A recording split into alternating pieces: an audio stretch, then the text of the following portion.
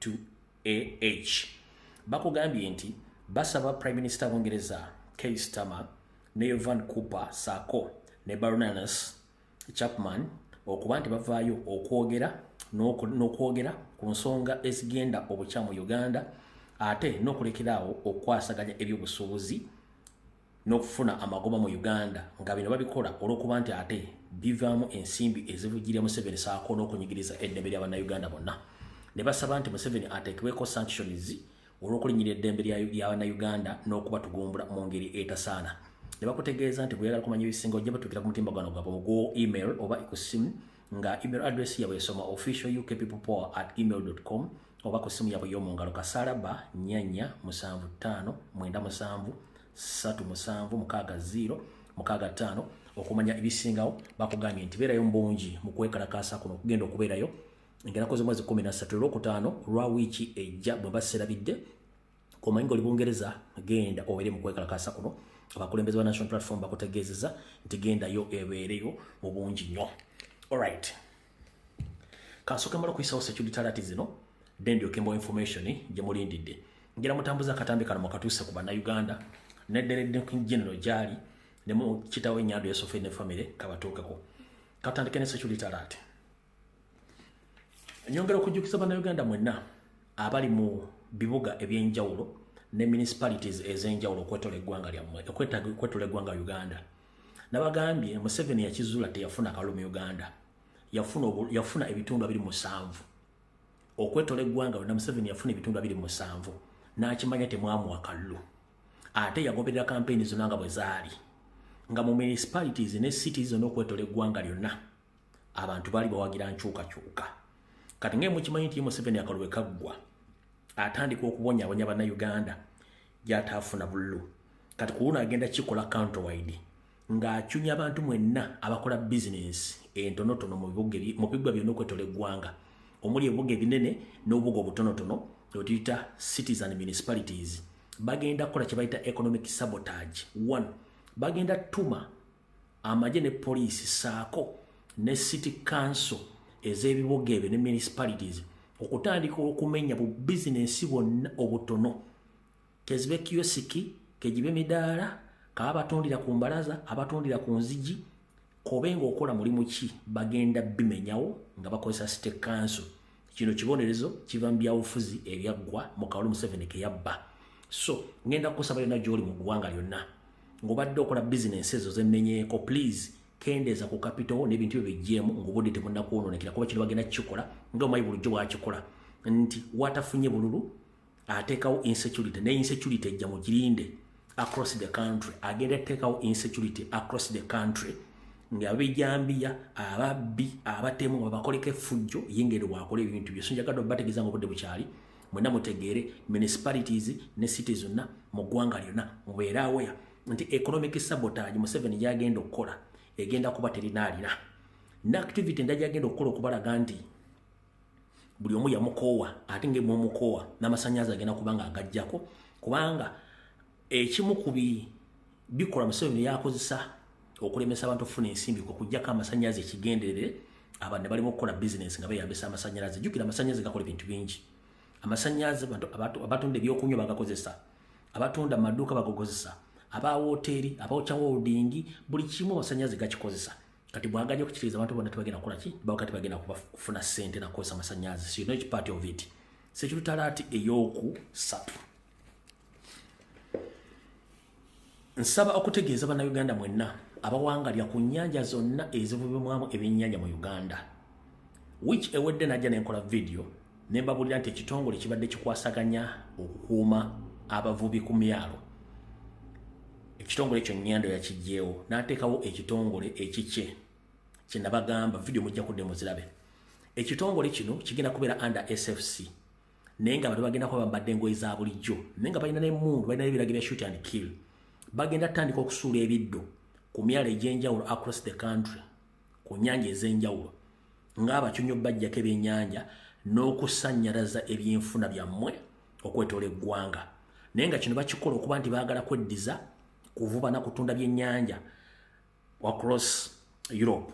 Era nga omwaka guno gwali gutandika mu January mukwano gwa Museveni era munywanyiwe era ambassador atwala ebbendebende lya EU omukyala Marijan Blackso ku Twitter fixer oba Black Widow yali amaze okutula diiru nti Uganda egenda kuba etunde byennyanja byayo ku ssemazinga Bulaaya nga basubiramu wakati w'obukadde 8 ku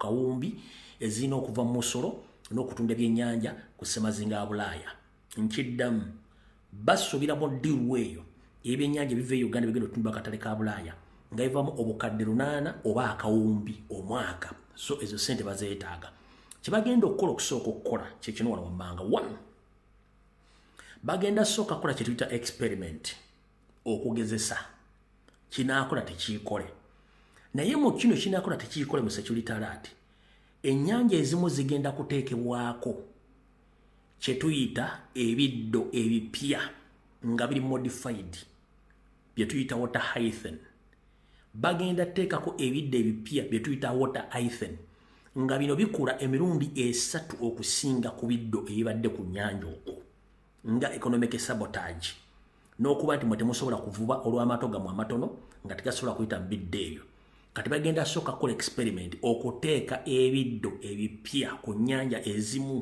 nga experiment okugezesa ebiddo bino bikola speed ki bisobola kulemesa kyenkana ki nga baba basobola okuvubako be balina amaato amanene agasobola okubypassinga ebiddo ebyo n'okuba nti bamanyi bagenda okugazeetinga engeri gye bagenda okuvamu kati mu biddo bagenda okusooka okukola bagenda sooka oteeka ekiddo ku nnyanja gye bayita Kinnabalola ennyanja Kinnabalola eyo esangibwa mu Rakai district ennyanja eno eriko emyalo gino Kakyera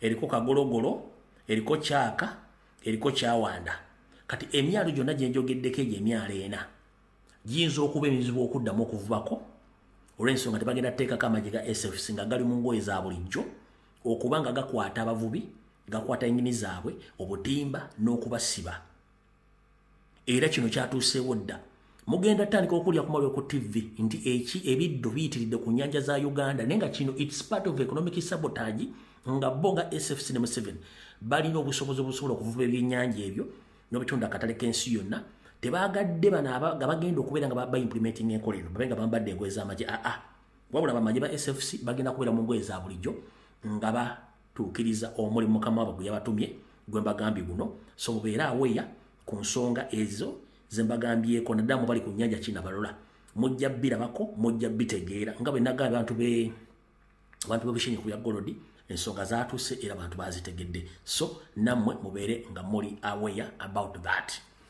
ku security alert ey'okusatu Munnayuganda yenna ali mu Kampala Mukono Wakiso ng'olina omwana ali wakati w'emyaka 14 ku myaka 2 ng'omwana oyo tasoma tali mu ssomero wabula ng'omwana oyo yeeyiiya oba yeekolera gijje waliwo ekikwekweto ekikwata abaana mu bitundu bya Kampala Mukono Entebbe Wakiso babakwata n'akagenderere akokubatwala ku faamu za gavumenti oba ku faamu z'abakola mu faamu za gavumenti oba mu faamu z'abakola mu gavumenti saako n'okubasunsulira ku bitebe bya poliisi ebisinga obungi naye nga okubasunsula buno okuwa omwana okikwetagisa kati w'emitwalo 3 ku mitwalo 5 oba tozirina omwana bamuvuga bamutwala ku meere either ekitalya oba eruzira ku makomera gonna kati kino kigenda mu maaso kyefaananyirizaako n'ekikwata boda bwe kyaliwo kati bakwata bavubuka wakati w'emyaka 14 ku myaka 25 nga beeyiya bweyiya mu bitundu bye mbagambye mumekinge sure mutegeeza abaana bammwe babeeko basigala ng'obudde bukye batakikola kubanga ne poliisi yennyini ekirinamu omukono ng'oggyeko ekya gavumenti poliisi yennyini ekirinamu omukono okuba nti basolooza ssente okuzijja mu bazadde n'abantu nga banoonya abaana bammwe kale abaana bammwe bonna babuze mu kimanyi nti babakwata n'abatwala mu poliisi amalo batwala mu poliisi atasobola kujja kujjayo omwana musindika ku kooti ng'emusalira ng'agenda ku meere gye bamujja namutwala ku faamu z'abagagga oba ku faamu za gavumenti okulima awo tuvuddewo kati katugende ku information yatuleese alright Katusookere wano.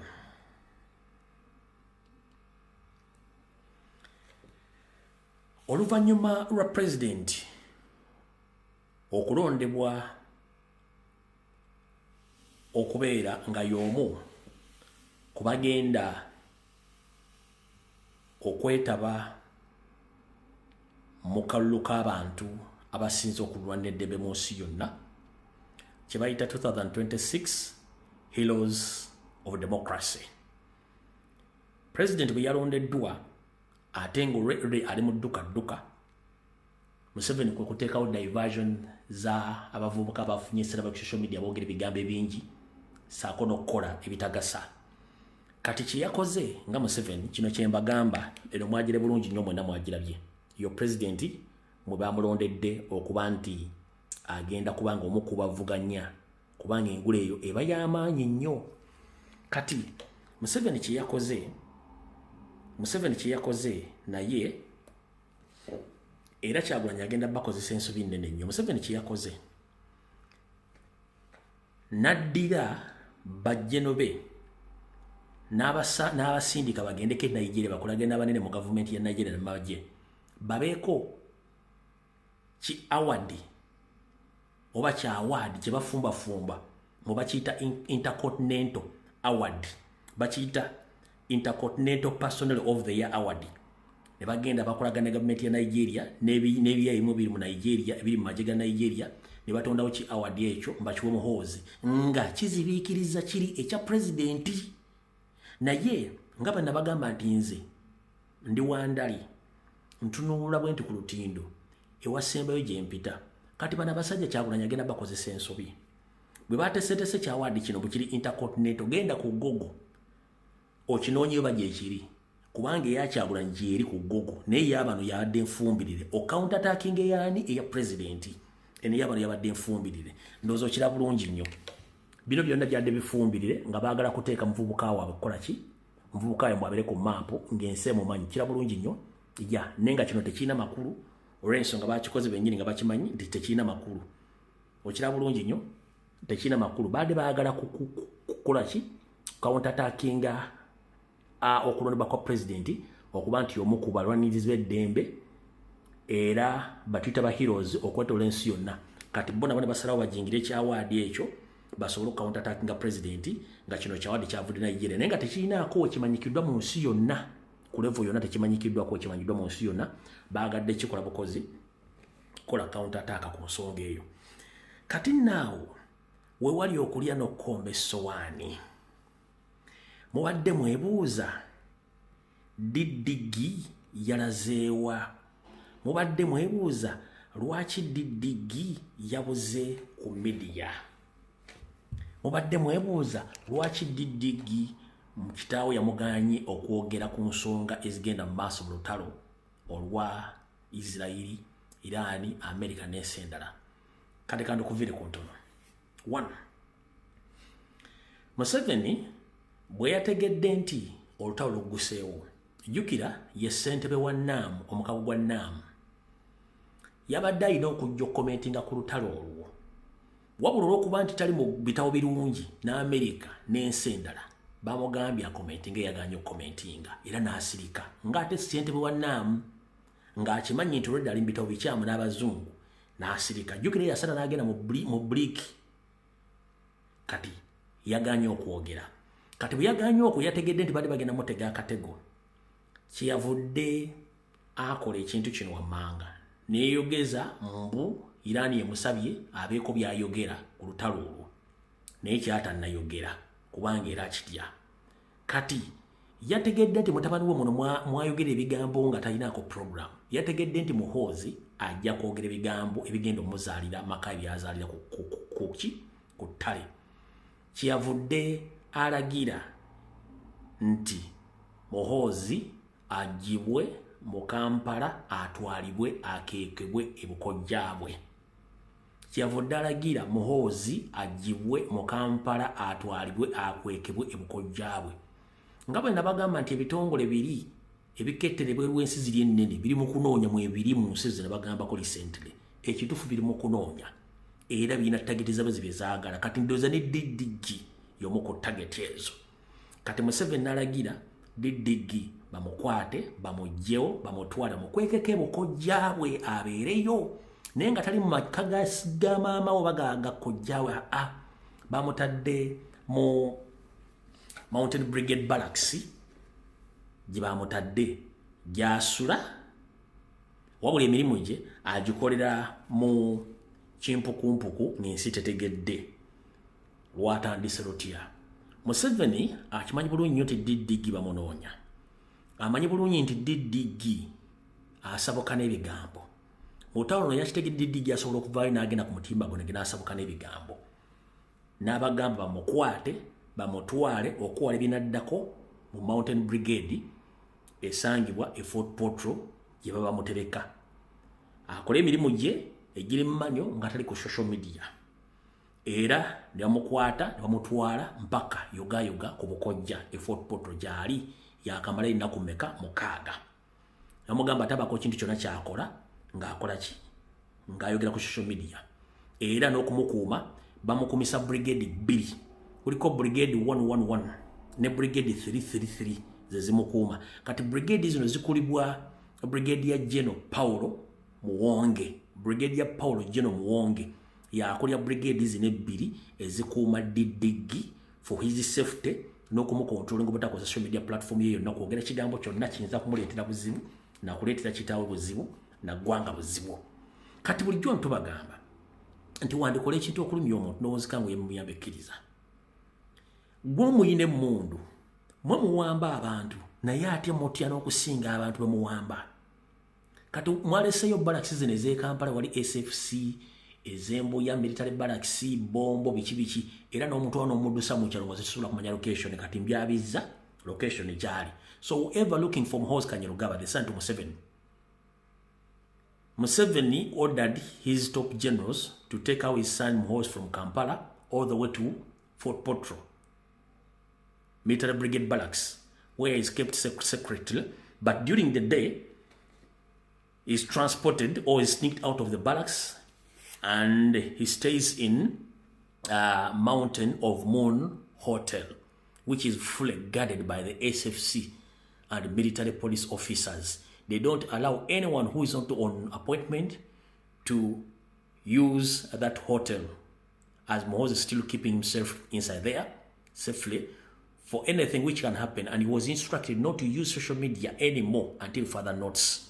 So whoever been looking for Muhoozi, get to that Muhoozi is kept in Fort Portal in Mountain Brigade Barracks, guarded by 2 brigades of 111 and 333, led by Brigadier General Paulo Muwonge. So Muhoozi oyinza okuba okusobola kutegera wooli tutegedde wooli ekiro kyonna obeera mu barracks emisana ne bakujjayo ne bakuleeta mu Mountain of the Moon Hotel e Fort Portal gye bakukuumira mpaka until further notice. Kati nze njagala ntegeeza ensi ne bwe muneekweka mu mpuku tujja bajjayo ensi ejja kutegera. Kati muna mutegedde bannayuganda omwami ono bamukwese mu Fort Portal olw'ensonga nti bakimanyi nti waliwo abamunoonya ate ayinza okukola ensobi ne bikola ki ne bimwonoonekera. So kati kino kyajja kitya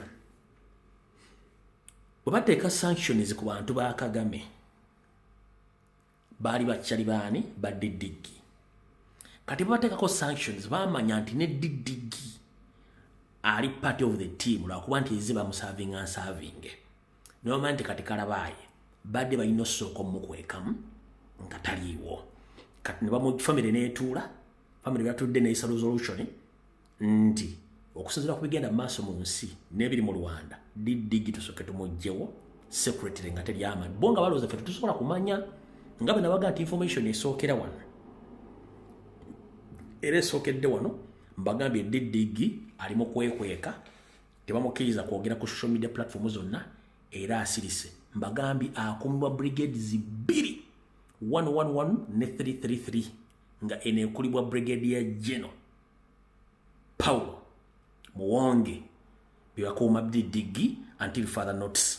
Nenga kino kyavudde oluvannyuma lw'olutalo lw'abalusewo wakati wa Israeli, USA ne Iran. Museveni batimanya nti panic weeri batuza family meeting ne bodali nga Didigi bamugyewo with immediate effect ne bamusindika okujja e Fort Portal gyali nti singa abawo kibawo kyonna baba mujja bujja ng'amutwala wala wonna ne kati DDG ebizibu byabimanyi era akimanyi nti essaawa yonna bayinza omufuna ne kitaawe so mwena abadde banoonya DDG mutegedde bulungi nnyo wajaali mbabuulidde abamukuuma wajaali na lukimu kitegedde ebisigadde nze temumanyi ogwange ngukoze nga bwe ndina ogukola nyongera obajjukiza nti hotels ze nabagamba omusula abayeekera naddala ba top leaders aba M23 hoteli zino za Salimu Sale tebakubuzaabuza hoteli zino za Salimu Sale embagita Serene Suites eri Mutundwe endala bagiyita Machede oba Machede eri ku Mityana Road wa Mashede bagiyita Mashede eri ku Mityana Road eno abayeekera aba top generals oba commanders aba M23 gye basula gye basiiba ku ssente z'omuwomusolo nga bali mu kweyagala mu ssente za Uganda nga balinde ekyosi kiyite either baddeyo oba bayiko kye bakola so mukitegere y'embeera eriwo embeera si nnungi nnyo ku sayidi yaabo abantu muza mutegedde bulungi nnyo kati bwe tuvaawo na kino kankibalabule mubeere nga muli aware about it gwe munnayuganda yenna ali mu Uganda njera kuga ebigawo bino biwuliza bulungi gwe munnayuganda yenna ali mu Uganda bino ebiga byengenda okuga biwulize bulungi nnyo abatamanyi nkola ya Museveni mujja sanga ebizibu bingi nnyo Museveni mulungi nnyo mu kuzannyisa mainstream media mu kuzannyisa bannamawulire kubanga basobera ne bagamba nti bw'owuninga amawulire oba owuninze power bw'oluzinga amawulire oba oluzinze power kati mukitwale nti mainstream media byonna byekola e Uganda ba YouTube abali ku side ya Museveni bakola ba TikTok abali ku side ya Museveni byasasudde bakola byonna biyamba Museveni creating a diversion mu kubajja ku mulamwa mukitegedde bulungi nnyo biyamba Museveni mu kubajja kuba n'emirambo egimu gigenda kuzuuka egyali gifudde olw'ensimbi kubajja mulungi mu kuteekawo akanyeebwa buli omu ajje abeere okwo so njagala baga mubeere careful nnyo n'ensonga ezigenda maaso ku mainstream media ne ku social media zino zonna bazicreatinga kuba Museveni ayagala owuninga maki mawuli gabe nga googera ku ye galeme kwogera ku nkyukakyuka essaawa zino yensonga lwaki ndi bakuliyetinze nnyo diversion okuva president yasembayo okulabikako ne bamunoonya n'abula ne bakuliyetinga diversion ey'aba YouTubers abatayina makulu nga n'ensonga ze boogerako tesobola kuzimba ggwanga nabagamba nti bonna babakozesa olw'ensonga nti Museveni akimanyi nti system nfu kenzo gye yayimbako kennyini nti system volongoto kati Museveni bwakwata oba wa ssente aba abasasudde bakavalinge ebizibu oba ebituli ebiri mu system yensonga lwaki aba wa ssente ezo tiyandizibwa wadde mbw abaagala kuba talina gwayagalako ye bayagala abamanyi kati alina kukozesa ssente ezo okuba nti azibawa naba nga akoze eki nga yakizibya ekituli naba tazibawadde nyongera obajjukiza mu bavubuka mmwe n'abasajja bakulu abali mu kulya ssente z'omuwomusolo nga muloza bazibawadde mubeere bulungi omugenzi Isma Olaxis bwe yava e Buswidi okujja mu Uganda yajjira ku mission nga balina omuwa ssente akola omulimu gw'okudifendinga gavumenti Isma Olaxis yafuna ebifaananyi ne Museveni era bayogera bulungi ne bakkaanya ku terms and conditions Isma Olaxis teyafuna ssente wabula bakomekereza bakoze eki bennyini nga bamusse kati mmwe kiki ekibalowoozesa nti Museveni yamaze okubalabisa mukyalina value wallahi temulina value neeki kubanga kiyabadde ayagala mubadde bangi nnyo nga temulina kyemuzza mu ggwanga yabadde alina osooka obbakwata abateeke mu kamera anakuwa ssente akuteeka mu kamera bameka balidde ssente za Museveni nga tebali mu kamera nga tumala bajjawo nga tuvumiza information mu gye muyita propaganda oba blackmail wabula oluvannyuma bwe vaayo ne musirika bameka Museveni bawa ssente nga tebali mu kamera ne balya ssente fe bafuna interview tujje tubalabisa ne tubateeka mu kamera oluvannyuma bakkiriza nti kati mmwe batadde oba mwasose kirowoozaako nti gaye abalabisa era agenda bakubisa publiki mwadde mukirowoozezaako nti gaye abalabisa era agenda bakubisa publiki buli abadde akyasobola okukubira essimu n'ayogera aba oyo akolaga ne Museveni Kitegeeza goyinza okuloza nti wageyiniza okutuukirira Museveni musaba ssente agatagenda zibawa wabula waloozinze 70% ku buli kimu ne trust y'abantu. Abantu bangi Museveni bawadde ssente nga tebazze mu public tabalaze mu kamera. Naye mwe bye yataddemu kitegeeza nti yabasindikidde public ebajjemu trust.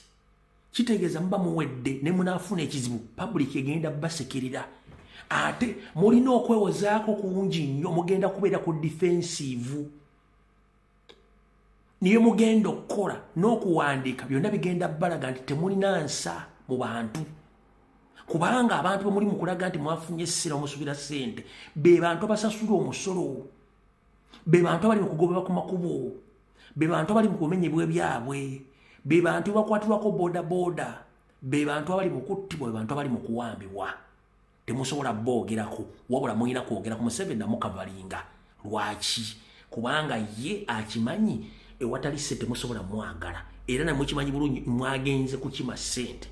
Goza lwaki mwatuuseeyo ne bagamba nti bana bagenzeeyo bannupu si ba movement ng'ate aba movement mbakayana. Kitegeeza mu kakodyo ka Museveni aka divide and rule yakivinze eddaggolo ye kumbe ku mwenna bagenzeeyo tetumanyiiko wa nuupu abadde alina kaadi ya nuupu oba yayambaddeko ekyambalo kya nuupu kuba abantu bangi nnyo bajja ne bafuna ebifaananyi pulezidenti ne boogera kimu naye bimbuutu ffe tuwagira nkyuka naye nga tebabeera nko ku kitebe tebalina kaadi ya nkyukakyuka ate nga emisana boogera kirala ekiro ne bakola kirala. Kati ffe tetulinaako wa nuupu yagenda muki yagenda kuba youtubers oba tiktok no bonna badde ba state agent nga bakola emirimu egyo kubeera badde bagikola nga no ku media tubaga nti oyo no balya ssente ABCD okukolera Museveni omulimu gundi obadde temukiraba. Kati mwatuuse mutya okuleeta mu nuupu mu mboozi zammwe kubanga kye basasulira nti eva mu dragging nuupu mu mboozi zammwe. Kati ffe tutegeera ntubagamba no ensonga zino tuzimanyi bulungi nnyo. Teri mwana wa nkyukakyuka ali mu biboozibozi byammwe mulye ssente zammwe mukulyetinga diversion stunts kyekinakomekereza mujja kwewuunya lwaki ensi olumu esirika. Ekinjagadde obbagamba so mukoze kamanyi ng'akoza ne webbwa nti ensi ebalaba kubanga yamaze okubateekamu divisions ne mweyawulamu nga temutegedde naye nga kikuzaayo nti ne Bibuli ekugamba nti ataakole n'okulya nga toolyenga. Musajja munnanga ali eyo n'omukyala ali eyo gana amagezi njala kuwagabuwa gegaluwa. Allah bwe yali abatonda oba yatutonda ffenna buli omu yamuwa kyeyamuwa mu bulamu bwe n'akuwa omubiri nga gujjudde nga toyinaako walema wonna ate nga n'abalema bakola. Tebangayo muntu mu nsi yonna akontrolinga olw'okuba nti omuggyako ssente. Tebangayo muntu yenna akontrolinga olw'okuba omuggyako ssente oba akuwa ssente. Tebangayo muntu yenna akontrolinga olw'okuba akuwa laavu oba omuwalaavu no. Oyina kwekuuma na kuyimirirawo ng'omuntu ng'okozesa instincts zo. Abantu bangi bafunye ebizibu n'okukola ensobi nga bazikola okuba naakola ntya ng'omuntu ampadde ssente obadde ambeereddewo aŋŋambye kola kino ABCD bwe naakigaana naalyawa. Naakola ntya ate ng'abadde anjagala nkyaye oba gwe njagala nkyaye. Alina ensonga lwaki akukyaye n'oli akuwa ssente azikuwa kubanga akimanyi kyekizibu kyo kyoyagala era agenda kukozesa kyayagala olw'ensonga akimanyi nti watakuwa ssente osobola kubeerawo ng'osavaivingira ku handouts. Buno obubaka njala bugerere bannayuganda mwenna buli muntu Katonda yamuwa akasengejja mu bwongo n'amuwa n'obwongo okweyimirizaawo ng'omuntu. Kibi nnyo kya bulabe nnyo nkiddamu kya bulabe nnyo okuyimirirawo ku mmase y'omuntu naddala either nga kontrolingira ku mukwano kyemuyita laavu either nga kontrolingira ku nsimbi mweze muyita nti simanyi oluseke omuntu oyo aba takwagala era ina wakutuuse naga nti Katonda kyalina makulu n'akuta bwakuta ogenda kudda wangali wamanyira okufuna olusoko olwo. Kati ngenda kusaba ng'omuntu kadda gwewe emikono ebiri n'amagulu abiri n'omutwe akatono koolina keeko engalo zino tezenkanankana wabula zikwatagana ne zikola ekintu ekyenjawulo ekikyusa obulamu bwo ekisa obulamu bw'abalala ekikyusa eggwanga. Njala kugamba yimirira ng'omuntu otandika okwerowoleza tebangayo muntu wakulowoleza n'okukyusa obwongo bwo. Bannayuganda tulina ekizibu kimu era kyenzize mbagamba nti ebbanga lyonna kyangu nnyo munnayuganda omujja mu Uganda n'omutwala mu nsi z'abazungu naye omujjamu olunnayuganda si kyangu. Era bannayuganda basinga obungi okulemerera okubeera ebweru n'okugaggawala ekyalo kya Uganda kyabalemeramu. Nina omukyalo omu gwe ngenda obbazannyira wano nawulidde akavidiyo kano nabadde surprised nnyo okuwulira omukyala ali mu America ng'ali mu magye ga America ng'agamba nti nabo abali mu diaspora beetaaga ensimbi naye nga ali mu magye ga America muwala muganda munnayuganda olw'okuba bali baafunye ba YouTubers ne ba TikTokers ne ŋŋamba ekitegeeza byenzize mbagamba abantu bano abantu bali bitegeera nti kyangu nnyo okujja munnayuganda Uganda omutwala mu Bulaaya oba mu America naye okuvaamu olunnayuganda si kyangu. Njagala oliza akatambi kano okakase kyenkugamba n'eŋŋombe eri enkadde yagambanga nti kyangu nnyo okujja omuntu mu kyalo naye omujjamu ekyalo si kyangu. Wuliriza akatambi kano nawe mbutufu ogenda kutya nawe ogenda kutya Ulia byayogedde. Ejo nakoze video neŋŋamba nti omukulembeze President Yoweri Museveni fenga abantu ba diaspora twagala biliyoni 10 naffe otutere mu saako yaffe gye twakoze. Guess what? Guess what? Bwoto na joininga saako ng'oli influencer oli social media analyst oba otunze Uganda ku njego yego zense ewe mu diaspora ng'otunze Uganda mukwano wandisuwa ate ebya diaspora si byakuleekana bina si byakuleekana. Njagala okutegeeza Mr. President, thank you so much. Weebale kuwuliza video zaffe, weebale kubeera ng'olina abantu abakutuusaako obubaka. Nze nali simanyi nti omukulembeze abeera ati omukyalo oyo nze kasita namulaba ng'avudde mu America najja mu Uganda nagiwaako interview by YouTubers n'agendako ne ku mainstream ya ze Uganda namanya nti ono yes ayinza okuba nga yafuuka America nga n'empapula azirina naye yasigala munnayuganda oli tipiko munnayuganda oli tipiko tosobola kuŋŋamba nti oli magye ga America nga bakutraining ekisookera ddala okwagala ensi gy'olimu America nga Uganda ogivuddemu ne bakusomesa economic factors na buli kimu bakwata ensonga n'obanga osobola okujja ku social media okubanga okyakola program ezifaanako n'obweziti neewuunya. Akatambi kano manyi kagenda mu moto kakerejja kalaba nenjala kugamba mukyala gwe wonna woli ukanako oba oli mu America oba oli wadde Uganda simanyi wakoma Uganda simanyi kagenda kutukako. Ntandise okukkiriza mu bye nasooka okunoonyerezaako era ntandise obikkiririzaamu nti ekituufu kyangu nnyo okujja omuntu mu Uganda naye omujjamu olunnayuganda si kyangu kituufu. Omukazi ku ssaalyo ali mu magye ga America okubanga naawe ofuuse wa luseke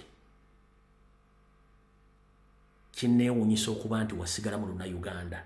Simanyi abantu abamu lwaki social media ebaleetera okuba nti mulina urban excitement n'otamanya kikyogenda okugera kigenda ku affecting ani n'otamanya kyogenda okugera kigenda ku affecting abantu abadde bakulowoleza okuba nti otegeera bagenda kuzo nti obadde otutegeera abantu badowooza nti ebintu bye byeyogera oli gumite tokyali gumite oli awo naawe oli wangu wa kubuzaabuza. Kiki ekikuleetera okuba nti osobola okuba nga ovaayo ne weeyunga ku bantu abasaba okulya ssente z'omumusolo ku bannayuganda ababonaabona. Kitegeeza nti toli ekyo abantu kye badde basuubira naawe wasigala mu Lunnayuganda. Sina kindi wandibanga oli ku ttiimu eyo ebbanga lyonna nga n'obadde wonna obadde otubuzaabuza. Kubanga ffe tugamba nti omuntu agenze n'akyuka n'afuuka munnansi w'ensi endala ebintu obiramu ango ndala. Eggwanga lirimu oli Amerika ensasula gye lisasulamu basirikale yanjawulo nnyo. Ebyobulamu mu Amerika byanjawulo nnyo. Ebyokwenda mu Amerika byanjawulo nnyo. Ebintu bya bulijjo abantu bayitamu enguudo buli kimu kyonna kyanjawulo nnyo. Tewandiyagadde ebintu bino bibeere nga bikolebwa mu Uganda.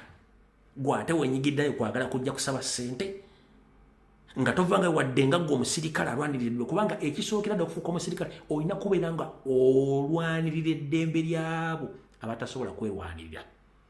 Ne bw'obanga ovaayo osaba ssente z'omuwoomusolo eziyisa omusaayi gw'abantu e Uganda nga tokondemye nga kikolwa kyonna, then it shows me that either wasigalamu Bannayuganda oba obadde part of the system ng'ensi temanyi. Era I'm very sorry ku video gye wakoze n'abantu badde bakulolezaamu nti omuntu agenzeeko n'abeera mu nsi ziri anyumungukamu. Era yandibadde omuntu omukulu okwogera ku nsi eza Uganda nga bweyimiridde abantu bafune ekitangale kibalaga nti Uganda wano erina okuvaawo. Sigenda kumalirako budde, akatambi kano ajja kukalaba. Manyi oyinza okukola video ng'onnumba oba ng'onziramu, which is okay, nkuwadde right okunziramu, naye nga nkutegeeza kino kye wakoze bwe kiba tekyakwokesezza gwe kennyini wayokyezza. Tosobola kweta mu kikolwa kyakwagala kusaba ssente za muwamusolo ng'oli mu Amerika, oli mu magye ga Amerika. Moreover ng'oli mukazi. Ng'ate ebizibu mu Uganda ebisinga obungi bisangibwa bakazi. Mukama kingirize osobole okukyusa endowooza yo n'okuba nti ebigambo byeyogera nga tebirumirirwa ggwanga lyo n'abantu abali mu kutulugunyizibwa gw'ate obifuniramu na ssanyu nakwagala kusaba ssente. Bye njagadde okugamba oyo mutegedde. Kati nabuno obubaka njala bugenda eri bakomredi mwenna, era nsaba obukulembeze bwa National Platform message eno mwagirabye, abasinga obungi temwagiwadde makulu yeeno wano. Oba kangikyuse nyinza obutasobola gikyusa kubanga eno decoding. Message eno esoma bwiti. Esoma yavudde mu Home Office. Home Office kyekitongole kya Bungereza ekiyingiza n'okufulumya abantu oba ekikolwa kye bayita okutambuza n'okufulumya n'okutuuza abantu. Home Office yeringa migration ya Uganda. Kati Home Office eno yakola ku nsonga z'abagwira bonna abayingira n'okufuluma eggwanga Bungereza. Kati yagambye bweti. Yagambye foreign nationals with a history of crime and violence are not welcome in UK.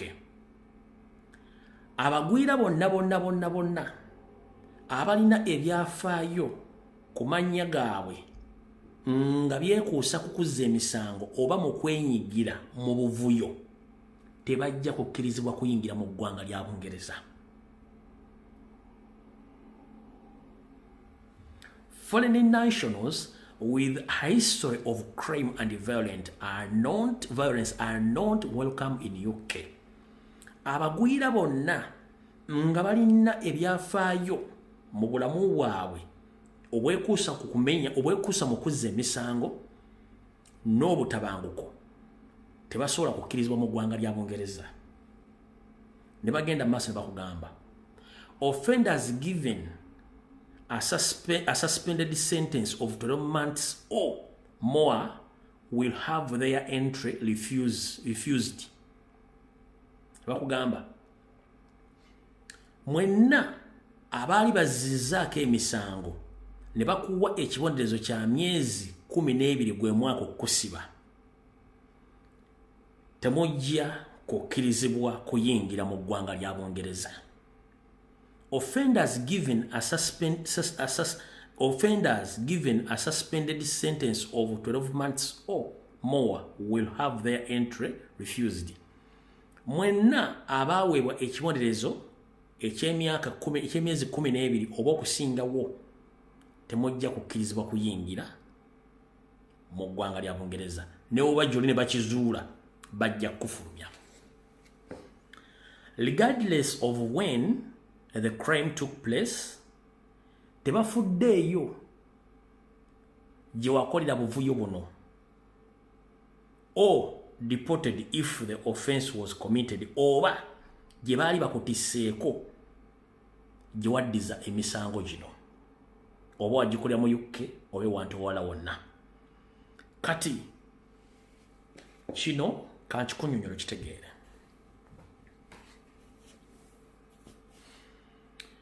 Ebbanga lonna tubali tubagamba nti Museveni ne system ye eya Toastmaster program ekinyusi kyabwe bakiteeka mu kuprofilinga abaana Abaganda, strictly abaana Abaganda, nga bakola ebikwekweto ebya pandagaali, bwe bakola ebikwekweto ebyokukwata nga bwe mbategeezezaako, oba ebyokidnappinga. Abaana Abaganda baffe bonna basangibwa mu Buganda, strictly mu Buganda. Buganda erimu amawanga mangi nnyo.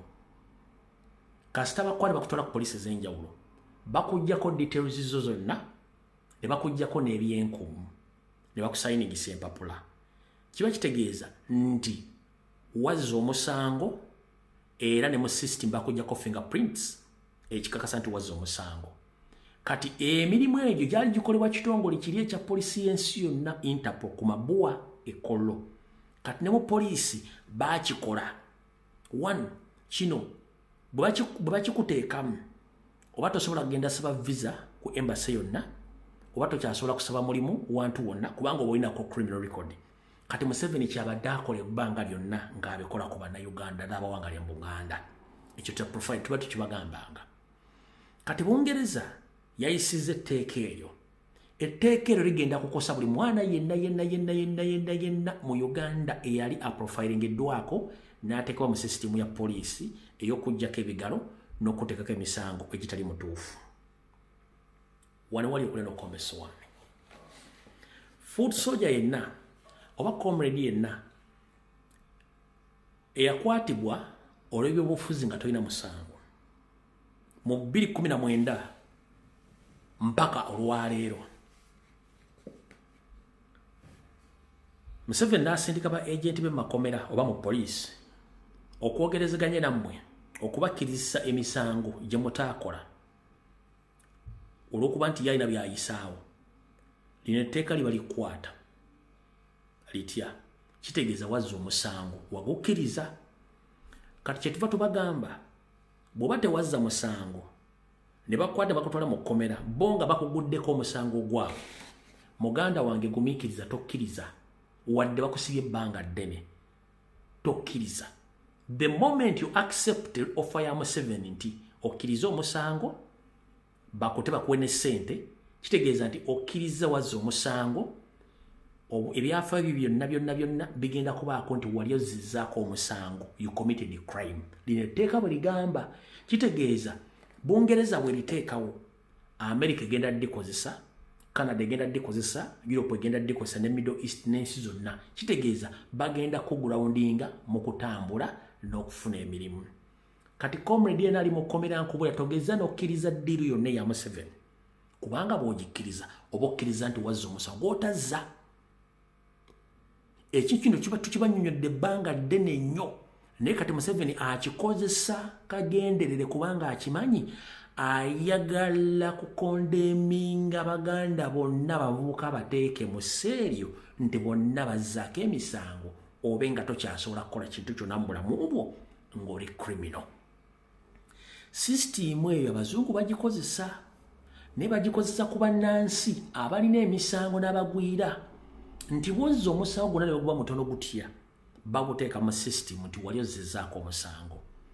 Kati ne bakuta ogenda osaba omulimu wantu wonna bwe bateekamu details zo zijja nti omuntu gundi yazzaako omusango ABCD abadde agenda okuwa omulimu ng'akugamba nti munnange wonte tusobola kukozesa muntu yali yazizzaako musango automatically baba kujja mu system nga tokyasobola kufuna mulimu tokyasobola kufuna visa ne mu nsi ezo togenda gendayo. Kitegeeza nti gwe comrade yali mu kkomera wandibadde olwana nnyo wandibadde weetaba nnyo mu struggle noba nga tokkiriza kintu kyonna ddiru ya Museveni nkunnyonnyodde bulungi nnyo omanyize ni bulungi mu kunnyonnyola kuba saagala nnyo kuleka muntu nga tategedde ensonga zino. Nkunnyonnyodde bulungi nnyo obulabe obuli mu kukkiriziganya ne Museveni akuwa ebbeiro oba akuwe ne kasente ye nga yaggyeko emisango gye yakutaddeko oba oli condemned. The moment you become condemned that means your life is finished. Kati ensi zitandise okissaawo nti bwe wazzaako omusango tosobola kukkirizibwa kuyingira mu nsi ezo. Bwe wazzaako omusango tosobola kukola mulimu gwonna abaakusimiddeko ettaka. Naye bo temuli baabwe bakikola ku baana b'abantu bannansangwa bannansi abali mu Uganda. Tugenze tubanyonyola nti kino kiri mu poliisi zonna okwetoola eggwanga naye main target baagala nnyo bazzukulu ba Nambi n'abaana abakulidde mu Buganda dde nga si Baganda bo tebakiteeka ku baabwe. Kati muganda ng'ena gy'oli njagala kugamba be aware ku tteeka lino lyenkugambyeko kubanga bajja kuba bakumaza mamiima naye ng'ekikusibisa tekiriiwo kwagala nsi yo na kwenyigira mu nkyukakyuka. Ngenda kusaba comrade najo tolya mu nsi yo lukwe naawe kennyini teweeryamu lukwe. Tukimanyi eruzira gye muli basindika ba prisoner warders ba prison bosses basindika ba operatives ne basindika n'abambega bennyini abeeyita abasibe okujja obba convincinga. Then when you accept government ngekuwa offer gye bakuwadde kwe kukkiriza bo kye baagala obakolere naye nga siguwa kikola gambanga ndikkiriza nti Nuupu kibiina kyabayeekera gobaga tekituufu gweyogera bwogeza bisigadde tufe tujja byekolera nga kibakwagalamu gw'ofulumya ekigambo ekyo. Bayinza okuga nti yogera Kyagulanyi yatumukola bino ABCD nga kibakwagalamu bo ebisigadde bajja byekolera era bajja kuparedinga ng'omujulizi. Naye nga naawe okimanyi Nuupu talina kikolwa kyonna kikyamu kye yali yeekoze munna Uganda. Naawe ng'okimanyi Kyagulanyi talina kikolwa kyonna kyenyigira bumenyi bw'amateeka kye yali akoze era nga tatuulangako naawe oba nammwe kubagamba nti mugende mwokya amafuta mugende mubba abantu mugende mutemula abantu takyogerangako wabula gwe bagenda kukoza kubanga bagenda gweoyogera kino fe bisigadde tujja kuleeta obujulizi buli kimu tujja kifumba nga gwe kasi toyogera kuteeka mu kkooti oyogere kye bagenda okukola. Kasi tokkiriza ekintu ekyo muganda wange oba owedde. Gwoyinza okukola ekintu okwagala okulumya Kyagulanyi oba okulumya Nuupu naye ng'ogenda kwerumya obulamu bwo bwonna. Nkiddamu oyinza okwagala okulumya Kyagulanyi oba Nuupu gw'oyite oba kute oba kuwa akasente oba weekondeeminzi obulamu bwo bwonna kubanga akugamba okukola bino yennyini ate yakwatira ki talina musango. Gwe tulanga emisango gye bakuteekako ne tosobola gye explain nga togimanyi kubanga okusapootinga omuntu gw'oyagala ogwo si musango, okwenyigira mulale si musango, okwogera ku nsonga ezigenda mu ggwanga si musango. Kati kiki ekikwatisa bakuteekeko emisango ate omale bagikkake bagikukkirize eyo bansobi. Kati muganda wange wonna wooli ngenda kusaba muganda wange Muyinza Kalumbu yayogera kubanga ali Bulaaya.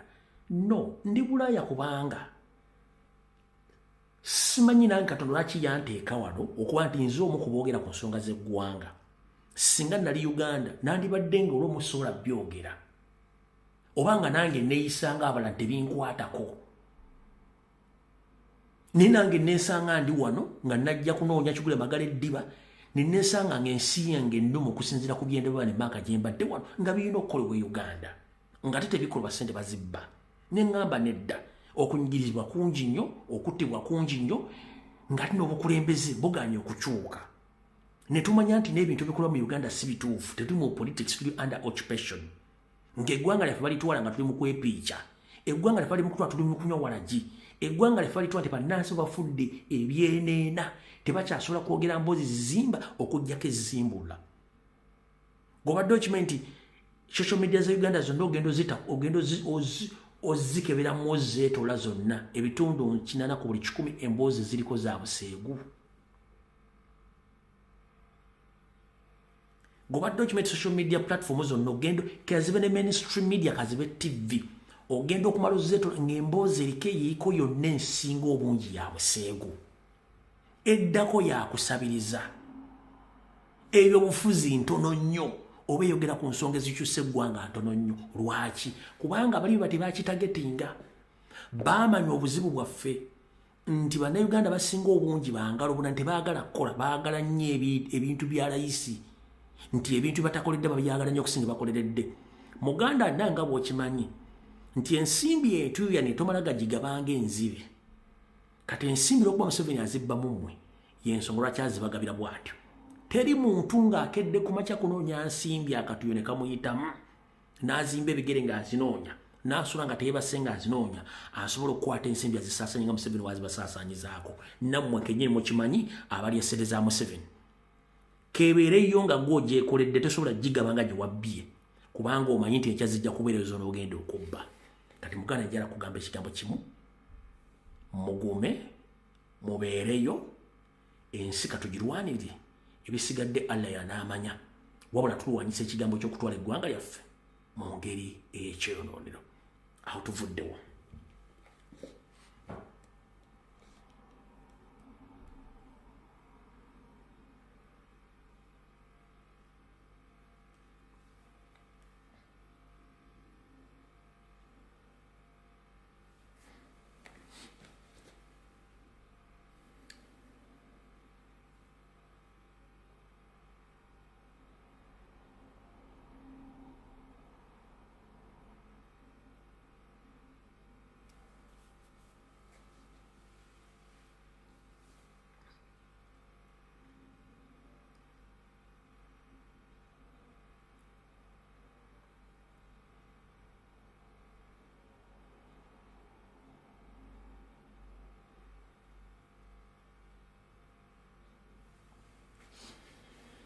Bulobaka njala buweereza bannayuganda abali mu Middle East.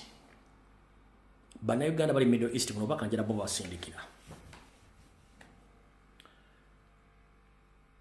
Middle East erimu obutabanguko essaawa zino obw'entalo ezaabalukawo. Wabula abantu bangi bannayuganda balina urban excitement. Tamanyi kyagenda okwogera oba okupostinga kigenda mu kostinga ki. Ensi ezisinga obungi mu Middle East 1 tezaasayininga ndagaano za Geneva Convention. Nkiddamu ensi ezisinga obungi mu Middle East tezaasayininga ndagaano za Geneva Convention. Ez'eddembe ly'obuntu, ez'okubudaabuda ababundabunda, ez'okuyamba balina obwetaavu. Y'ensonga lwaki nti ensi ezisinga obungi zikyalina obwakabaka, zitambulira ku bwakabaka. Lwaki? Kubanga endagaano ezimu ez'enyigira kuteekawo eddembe ly'obuntu n'enfuga ey'amateeka teziriiyo, bakyali ku ndagaano enkadde zaabwe. Kati mu ndagaano zaabwe n'enkola zaabwe ezo balina ebintu bye bataagala ensi ebitegere nti gyebiri. Kyovula towulira bina kwekalakaasa ng'ensi endala wali okwekalakaasa wano bafuga automatic. Kati olutalo lwabaluseewo. Naye bannayuganda mukyagenda mu maaso okulikodinga n'okupostinga video z'entalo. Poliisi z'ensi ezo zigezezzaako nnyo basindikira message obagamba nti mubeere compliant nnyo ne message poliisi zibasindikira obutapostinga obutakola video zoogera ku biri mu nsi ezo na kusasamaza mu lutalo olwo. Wabula bakomrade bannayuganda mukyagenda mu maaso okukola ekikolwa ekyo. Wallahi bajja kukwata bakusibe. Tetugenda kujja n'ogamba nti free gundi. Kubanga amateeka bagabasomedde babasindikidde ne message. Eno message bagibasindikidde mwenna. Esoma bwete. Yabadde yajjo bagisindise bagisindise yabadde yajjo nakulwadde Rwera akutano bazi basindikira ku Lwokusatu ne ku Lwokuna bazi basindikira ku nnamba ezezensi ne ku nnamba ezammwe eza Uganda esoma bwente. Responsibility begin with the compliance.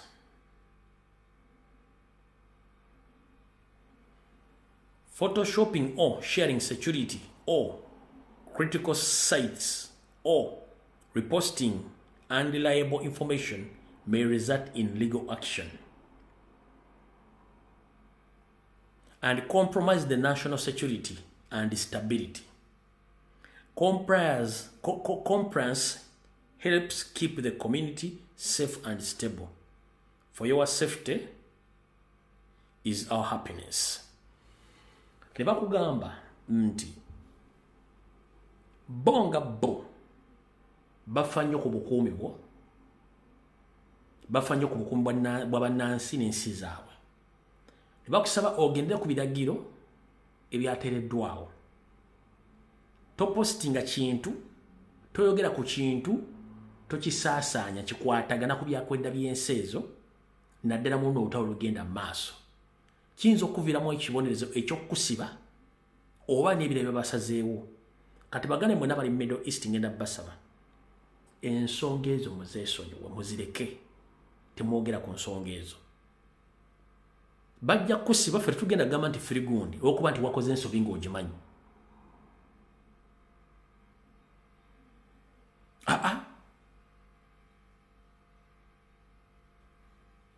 Nkugambye ebyobufuzi by'ensi ezo birala nnyo kuzina ensi ezaffe. Nawo bennyini wadde tubawaana nti bali bulungi naye bali mu busibe. Ensi ezimu bannansi bali mu busibe nga temumanyi nga basibe ddala naye nga batambula. Teboogera ku byabufuzi, teri kulonda, teri kampeyini mu nsi ezo zikuze zonna. Bwakabaka bwe buliyo. Bo bennyini basibe mwe temukimanyi. Mulowooza nti obusibe buli mu Uganda wokka. Kino kimanyirwa. Ensi zonna Middle East eziri mu Bwakabaka bannansi basibe. Mumbalaba nga abayina emirembe bannansi basibe. Teboogera ku bukulembeze buliyo, teboogera ku byabufuzi biriyo, tebalonda. Ekyenjawulo nti ensi bazikulaakulanyiza nnyo, bannansi bafuna buli kye baagala naye tebeenyigira okujja abo abatono ennyo abali mu ssake.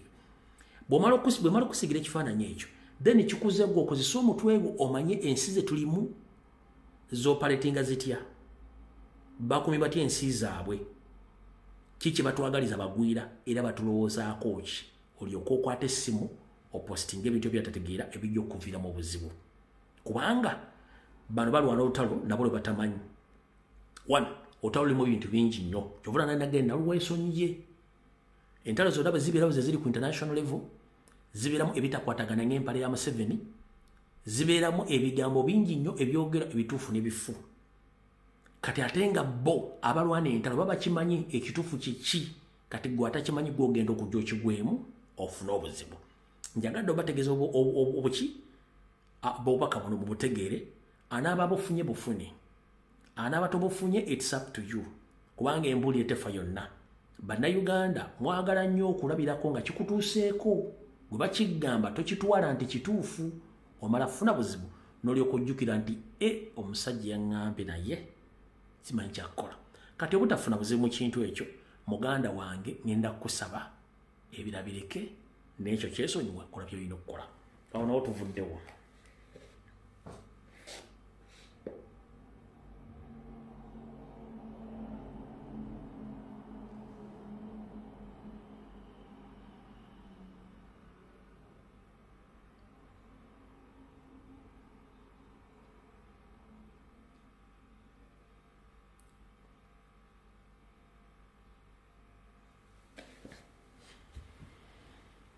Njala fundikira ne message eno egenda libakomere bannaffe mwenna n'ab'enkyukakyuka. 1. Ebbanga liise nga ntegeeza bakomere mwenna abali ku social media platforms zonna. Oyinza okuba oli ku TikTok, oyinza okuba oli ku Facebook, oli ku Twitter, oba oli mu WhatsApp group. Nzize ngamba ategeeza nti mwesonyi WhatsApp group ne mwaziremeramu wiki zokka nti ly'eddembe lyo. Ne ndabula nnyo abaana abawala nti mwegendereze nnyo abannakigwanyiza abeera ku social media platforms. Oli ajja mu inbox yo n'atandika okutokota n'ekigendererwa nti ayagala kugenda mu mukwano naawe. N'ebiseera ebisinga mukola ensobi. Ensobi ze ziriwa. Abamu abasinga obungi bafunye ebizibu mubbiddwa ensimbi lw'abantu bajja mu inbox zammwe. Mulabisiddwa nga obwerere bwamwe mwaliko ne mubwa abasajja babutadde. Si bwe kiri nti abamu mukwatiddwa ne muttibwa nga mutemuyinako mayitire lw'abantu bajja mu inbox zammwe. Mbadde ngambagamba nti omuntu yenna ng'ajja mu inbox yo ku messenger, please mwegendereze kuba tomumanyi. Bajja n'ebigendererwa bingi. Nembaga ne bakomredi bwe bali ababasaba nudes n'amaana akwefulira n'ata nudes zo. Era ekyo kimbadde nsibanga nkibagamba nti bakomredi bangi abalina emize egyo egibasaba nudes n'amala okusaba nudes ate n'akusaba ssente kugano zimuwanga ata nudes zo. Ekyo mbadde nkibagamba. N'abatabi bakomredi abasajja bangi nnyo abaseego bali ku social media abakola ebintu ebyo. N'abala bali mu state nga gwe muzeego bagoba baleeta okukola. Abasinga obungi babakanga nnyo nti muve ku social media ne mukyalemeddeko. Ngenda basaba muwere gumiti. Abasinga obungi mu disabling messenger ku Facebook zammwe. Abasinga obungi mu disabling messenger ku TikTok account zammwe. Osigale ng'omuntu kufuna kimubeera kizibu nnyo. Okujjako ng'onoonya naye oba tonoonya ng'oli contented era ng'oyagala struggle. Wandi disablinze messenger ya Facebook, no disablinga messenger yo ya TikTok, no banga to receiving a message. Olw'ensonga message ezo ziyinza okusikiriza n'okoleramu ensobi. Naye oli wa ddembe ogirekako, oli wa ddembe ozirekako kubanga ddembe lyo nze nkuwa magezi ng'omuntu. Oli wa ddembe okulekako messenger ya Facebook oba osobola okulekako message ku TikTok, ekyo kiri gy'oli. Naye nga okubeera safe n'okufaayo ku byokola n'ebikwatako n'obutayingirirwa nnyo kutuusa kukemebwa. Wandibadde odisablinga message ku TikTok n'odisablinga message ku messenger ku Facebook yo nozana ku Twitter. Others bwe mutakikola mugenda gwa mu bintu bingi nnyo naddala abaana ab'obuwala. Eno message egendera ddala abawala mwenna mu nsi yonna bannayuganda. Si abakomredi bokka ba foot soldier. Buli mukazi yonna gy'olwandibadde weewala ekintu ekyo kubanga mukifunidde mu bintu bingi nnyo. Naye nga omanyi nti bannayuganda basinga obungi bakkiriza amaze kulabako wekinaatuukako ojja kiraba. Era ogenda okulowooza ku social media nti abantu abafunye ebizibu ku social media basinga obungi ebizibu byabasanga mu inbox gye byabasanga. Kati inbox ejja kufuukira akabasa so nga ate walina obudde obusobola ogisiba ne weewala akabasa ako. Gy'okoma okulindirira gy'okoma ofuna obuzibu. Era ntera nnyo okugamba nti ennindiriza yamezza semitego. Atamanyi lufumo olwo nti ennindiriza yamezza semitego. Semitego yali mu megganyi bano abakwataganya ebigo. Wabula yalina omukisa ogusobola okumegga munne gwe yali naye. Wabula yalinda nnyo okumegga omusajja oli ng'alowooza yikafu okusinga oli. N'alinda mu kulinda ennyo. Kumba akasajja kali kamaze mu mubala ne kamukuba ennume y'ekigo. Buli omu ne yeewuunya Semitego yabadde ekisonga ate Semitego yali musajja nga mukubi wa kigovo omwangi nga teri amuwunyamu. Wabula ennindiriza nti alindirira akasajja kumbe nako kamubala ne kamumegga. Kati nammwe bannayuganda basinga obungi mubeere nga mukimanyi nti gy'okoma okulwawo okukola ekintu ekyo kiyinza okukuviiramu obuzibu obuba gwe kennyini okukifunamu obuzibu. Naye ng'era nkujjukiza eri abafuniddemu ebirungi mu nkola eyo. Kati kiri gy'oli gwe ng'omanyi nti buli ky'okwatako tekitereera weegendereze ng'obudde bukyali. Olw'ensonga esagala kusukako wano tujja sinkana kawungezi Mukama bankuumire mweraba.